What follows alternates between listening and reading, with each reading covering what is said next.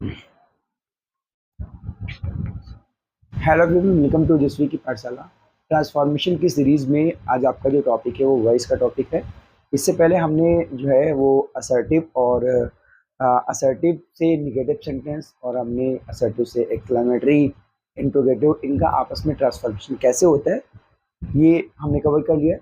और इसके साथ डिग्रीज ऑफ कंपैरिजन को भी कवर कर लिया है। पॉजिटिव, कंपैरेटिव, सुपरलेटिव को हम कैसे ट्रांसफॉर्म करते हैं, पॉजिटिव से कंपैरेटिव और सुपरलेटिव। तो ये भी जो है कंप्लीट हो चुका है। अगर आप देखना चाहें तो आप चैनल की प्लेलिस्ट में जाइए और वहाँ से आप एक एक वीडियोस जो है आप वॉच कर लीजिए। कंप्लीट टॉपिक वहाँ पर है, ठीक है। तो स्टार्ट करते हैं वॉइस, जो कि ट्रांसफॉर्मेशन का ही पार्ट है। अगर हम बात करें वॉइस की तो आई होप आप सब वॉइस का मतलब जानते होंगे। वॉइस का मतलब होता है जिसको आप वाच्य कहते हो, उसको आप वाक्य भी कह सकते हो, ठीक है। अगर हम वॉइस की बात करें कोई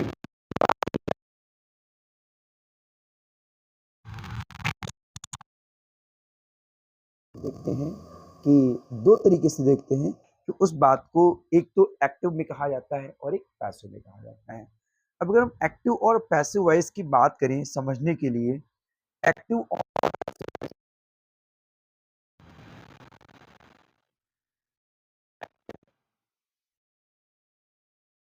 वॉइस एंड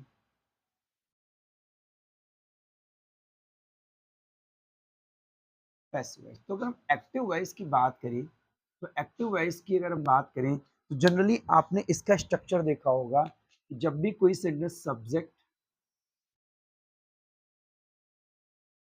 वर्ब और ऑब्जेक्ट, ये स्ट्रक्चर जब भी आपको देखने को मिला होगा तो ये आपका एक्टिव वॉइस स्ट्रक्चर रहा होगा। लेकिन अगर पैसिव वॉइस की बात करें तो पैसिव वॉइस में आपने देखा होगा इसका स्ट्रक्चर जो है वो चेंज हो जाता है। आपका ये ऑब्जेक्ट आ जाता है और फिर यहाँ पर V1 होता है, जबकि यहाँ पर V3 होता है ना। और फिर बाय और फिर डूअर या फिर जिसे आप सब्जेक्ट हैं वो यहाँ पर आ जाता है, ठीक है। इसका मतलब ये हो, अगर हम शॉर्टली समझना चाहें तो ये जो एसवीओ है ये हमारा ट्रांसफॉर्म हो जाता है ओवीएस में, ठीक है। एसवीओ जो है वो हमारा ट्रांसफॉर्म हो जाता है ओवीएस में। हम एक एग्जांपल के थ्रू इसको समझने की कोशिश करते हैं कि आखिर क्या चीजें होती हैं। अगर हम एग्जांपल की बात करें, जिस जैसे मैंने कहा कि सीमा राइट्स अ लेटर। सीमा एक लेटर लिखती है, सीमा एक पत्र लिखती है। और मैं आपसे पूछूं अगर इसमें कि आपका सब्जेक्ट क्या है तो आप कहेंगे सर सीमा हमारा सब्जेक्ट है। वर्ब पूछूं तो आप कहेंगे सर राइट्स हमारा वर्ब है। ऑब्जेक्ट की बात करूं तो आप कहेंगे सर लेटर हमारा ऑब्जेक्ट है। अब अगर इस सेंटेंस को पैसिव वॉइस में लिखा जाए तो ये सेंटेंस पैसिव वॉइस में क्या हो जाएगा, आ लेटर प्रेजेंट है यहाँ पर तो इज, राइट्स की थर्ड फॉर्म हो जाएगी रिटन, और बाय का यूज करेंगे क्योंकि यहाँ पर V3 आती है तो वर्ब की third form by. By doer हमारा है सीमा। डूअर का मतलब होता है करने वाला, काम को करने वाला। इसको डूअर भी कहा जाता है, इसको एजेंट भी कहा जाता है, आप सब्जेक्ट भी कह सकते हैं, ठीक है। तो अब इन दोनों की बात करें तो देखो ये आपका लेटर था जो आपका ये आ गया, इधर ये आपकी वर्ब आ गई V3 और ये आपका सब्जेक्ट आ गया। तो अगर बात करें तो देखिए ये आपका ओवियस फॉर्म में हो गया, तो it means you can say that आपका जो ये स्ट्रक्चर बन गया वो क्या बन गया, आपका पैसिव वॉइस बन गया, ठीक है। और अगर इस स्ट्रक्चर की बात करें तो ये स्ट्रक्चर आपका क्या बन गया, एक्टिव वॉइस बन गया। अब अगर इनकी हिंदी मीनिंग की बात करें तो इसका जो मीनिंग निकल के आ जाता है कि भाई सीमा एक लेटर लिखती है और एक लेटर जो है वो सीमा के द्वारा लिखा जाता है। देखो, बात करें अगर दोनों सेंटेंस की, सीमा एक लेटर लिखती है या एक लेटर सीमा के द्वारा लिखा जाता है, दोनों में ही काम करने वाला कौन है? सीमा है काम करने वाली। ठीक है, तो देखिए क्या है यहाँ पे, अगर हम बात करें तो दोनों ही सेंटेंस के मीनिंग में कोई डिफरेंस नहीं है, मतलब उनका जो अर्थ है, जो सेंस है, जो दोनों में क्या है? सेम है। लेटर लिखने का काम हो रहा है, लेटर कौन लिख रहा है? सीमा लिख रही है। बट अगर कुछ डिफरेंस है तो वो किस में डिफरेंस है? वे ऑफ राइटिंग में डिफरेंस है और बोलने में डिफरेंस है, लिखने में और बोलने में डिफरेंस है। बट जो मीनिंग है, जो मीनिंग है वो दोनों का सेम है। इसलिए हम इसको किस में रखते हैं? ट्रांसफॉर्मेशन में रखते हैं, क्योंकि ट्रांसफॉर्मेशन की डेफिनेशन आपको याद होगी कि ग्रामेटिकल फॉर्म से किसी भी सेंटेंस को चेंज करना बट उसके मीनिंग में कोई परिवर्तन ना हो, that is called transformation. Transformation का आपका ये पार्ट है एक्टिव एंड पैसिव वॉइस का। तो आई होप आप समझ पा रहे होंगे कि एक्टिव और पैसिव वॉइस क्या होता है। अगर किसी भी एक्टिव वॉइस सेंटेंस में सब्जेक्ट की स्पेशलिटी होगी तो वो एक्टिव वॉइस होगा, और ऑब्जेक्ट की स्पेशलिटी होगी तो वो वहां पर पैसिव वॉइस होगा। ठीक है, तो आई होप इतना आप समझ पा रहे होंगे। Now we are going to start from how to transform from active to passive, यानी कि हम कैसे ट्रांसफॉर्म करते हैं एक्टिव वॉइस से पैसिव वॉइस को, कैसे बदलते हैं एक्टिव से पैसिव को, इसको हम लोग लर्न करने वाले हैं। ठीक है,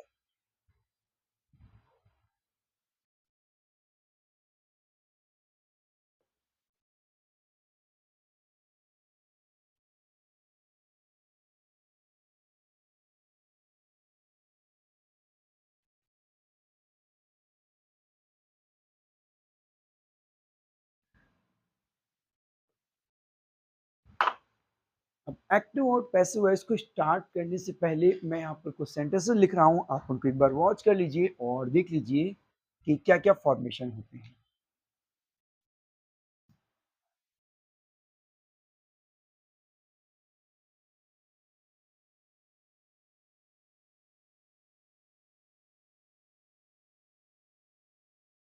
A letter is written by सीमा, एक लेटर सीमा के द्वारा लिखा जाता है।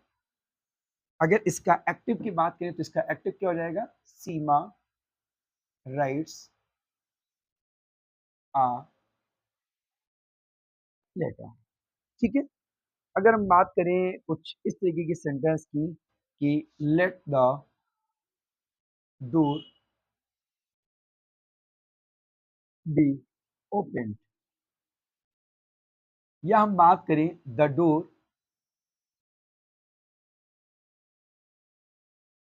शुड बी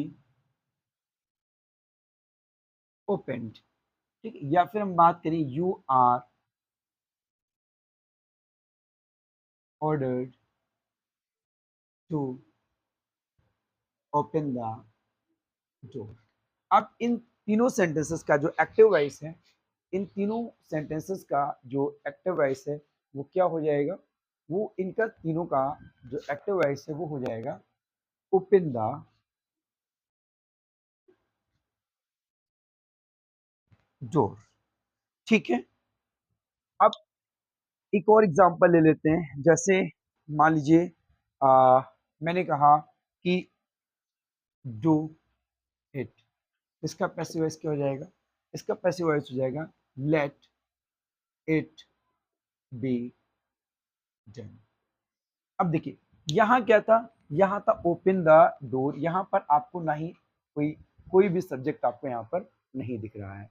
ठीक है, अगर इस सेंटेंस की बात करें तो इस सेंटेंस के तीन फॉर्मेशन है, लेट से, शुड से और ऑर्डर से पैसिव वॉइस बनाने के। ठीक है, और अगर इस सेंटेंस की बात करें तो यहाँ पर आपको सिर्फ और सिर्फ वर्ब देखने को मिल रही है, इसका मतलब इम्परेटिव सेंटेंस है, इसका मतलब ये भी इम्परेटिव सेंटेंस है।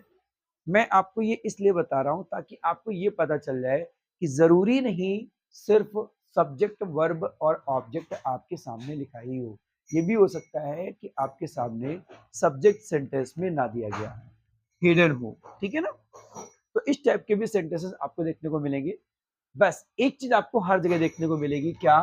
Opened, opened, ordered, ordered, done, written. यानी कि always remember in passive voice you will use verb की थर्ड फॉर्म। हमेशा आप ध्यान रखिएगा कि पैसिव वॉइस में हमेशा जो है वो वर्ब की थर्ड फॉर्म को यूज किया जाएगा।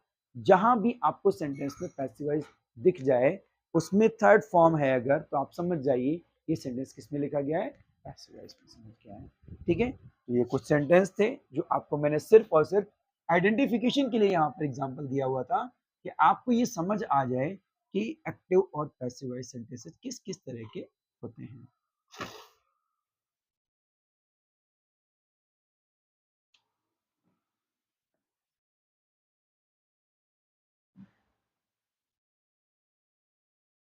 देखिए, एक्टिव एंड पैसिव वॉइस को शुरू करने से पहले आप ये जरूर जान लीजिए, ये जरूर जान लीजिए कि एक्टिव और पैसिव वॉइस में हम कितने टेंसेस की पैसिव वॉइस बनाते हैं, कितने टेंसेस की पैसिव वॉइस हम नहीं बनाते हैं।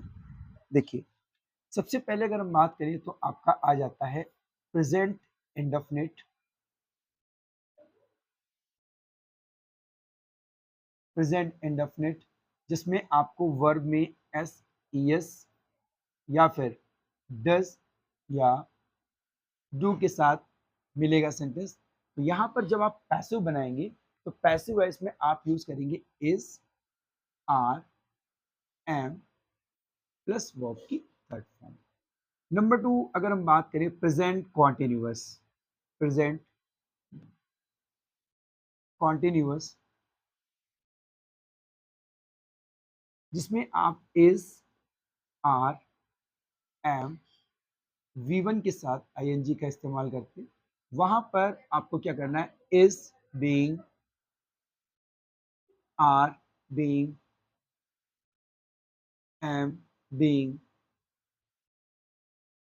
प्लस V3 यानी कि वर्ब की थर्ड फॉर्म आप इस्तेमाल करेंगे। नंबर 3 की अगर हम बात करें तो यहाँ पर आपको मिलेगा present continuous, oh sorry present perfect.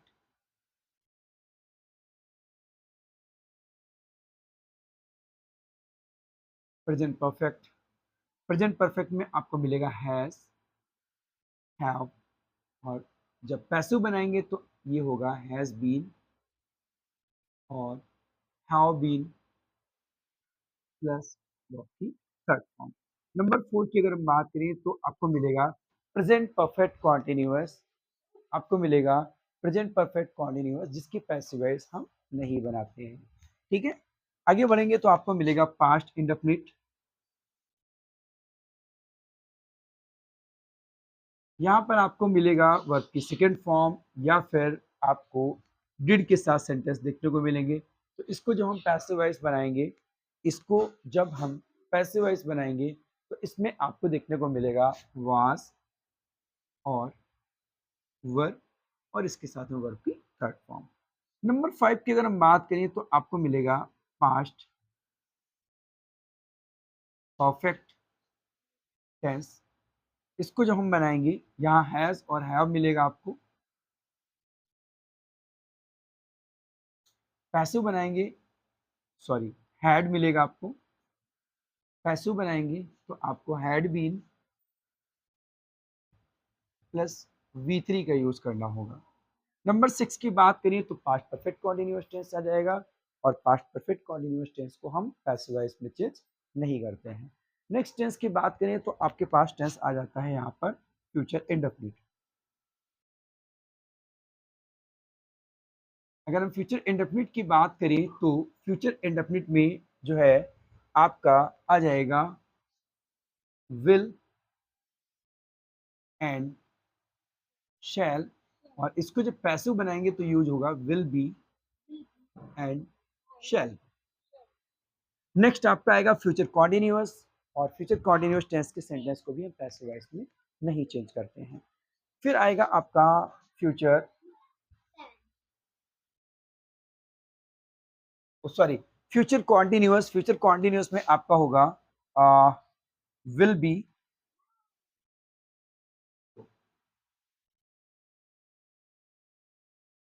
Sorry यहाँ पे एक टेंस आपका मिस हो गया है, पास्ट कॉन्टिन्यूअस, उसको मैं यहाँ पे लिख देता हूँ। Past continuous tense, past perfect continuous को हम लोग नहीं चेंज करते, पास्ट कॉन्टिन्यूस अगर होगा तो वहां वाज और वर का यूज होगा प्लस आईएनजी होगी, तो इसको भी हम सेम प्रेजेंट कॉन्टिन्यूस की तरह वाज वर बीइंग वर्ब की थर्ड फॉर्म के साथ यूज करेंगे। उसके बाद में आपका जो 8 सेंटेंस होगा वो आपका होगा प्रेजेंट परफेक्ट कॉन्टिन्यूअस टेंस, क्योंकि हम फ्यूचर कॉन्टिन्यूअस को चेंज नहीं करते हैं। तो फ्यूचर परफेक्ट की अगर हम बात करें तो ये आपका हो जाएगा will have and shall have, और जब हम लोग इसका पैसिव बनाएंगे तो ये हो जाएगा will have been and shall have been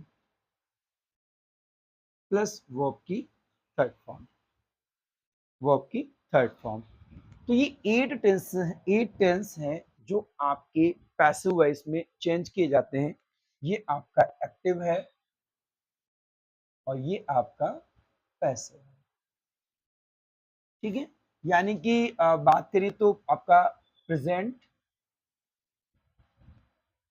past और फ्यूचर, इन तीनों का परफेक्ट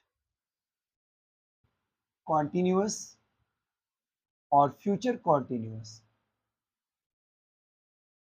ये 4 ऐसे टेंस हैं जिनकी पैसिव वॉइस हम नहीं बनाते हैं, ठीक है। और ये वो सारे 8 टेंसेज हैं जिनकी पैसिव वॉइस हम बनाते हैं। एक बार फिर से रिवाइज करा दें, present indefinite, present continuous, present perfect, past indefinite, past continuous, past perfect, future indefinite, future perfect, ये 8 टेंसेज की हम पैसिव वॉइस बनाते हैं। ये इन वर्ब्स का हम यूज करते हैं पैसिव वॉइस बनाने में।